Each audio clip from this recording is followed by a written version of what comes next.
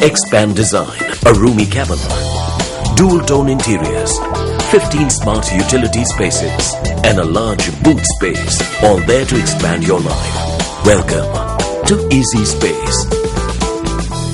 The Grama Niladhari, allegedly assaulted by Kurunegala district parliamentarian Newsfirst is continuing to receive treatment at the Kurunegala teaching hospital.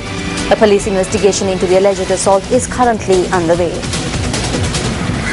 The Ceylon Electricity Board recently laid down markers to cut down trees in the path of proposed electricity cables in the Ambakota area on the Kurunegala Road.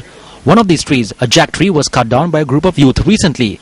The Grama Niladhari of Ambakota Division 617 visited the location to inspect the situation. I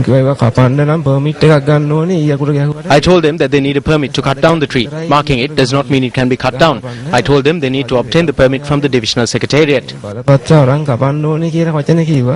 youth who had been cutting down the tree had later informed MP Newsfirst of the matter via telephone. Although the MP had asked for the phone to be handed over to the Grama Niladhari had refused to speak with him. The Grama Niladhari says he did not accept the phone call as it would have been illegal for him to do so while on duty. The person cutting down the tree was one of his aides, I believe. I told him for about 20 minutes to stop, and then I went to see the other trees. At that time, MP Nilwala came here and parked his car across the road. He used foul language, grabbed me by my shirt and slapped me. I fell and then he kicked me in the stomach.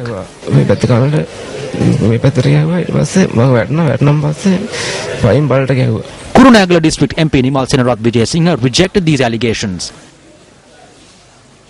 I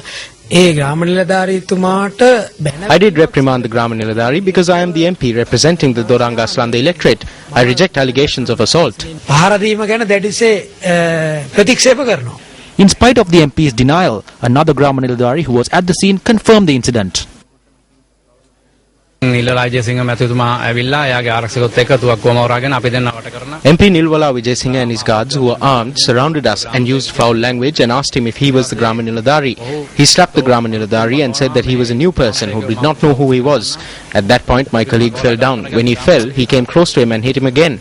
They surrounded us with guns and there was nothing we could do. We were on duty. We are officers who work 24 hours of the day and there was no one to help us. His bodyguards were there carrying firearms. Over the recent past, several incidents where public officials being assaulted while carrying out their duties have been reported. A Samurdi officer who was allegedly tied to a tree by Minister Mervyn Silva has left the country. An army officer who was involved in a brawl with Minister Mervyn Silva's son Malaka Silva later withdrew the charges. A police officer who carried out his duties and apprehended Deputy Minister Hemal Gunasekara for speeding on the Southern Expressway later resigned from the police department. What we are experiencing at the moment, unfortunately, is a total breakdown of law. And there are certain sections of this country who are not subjected to law.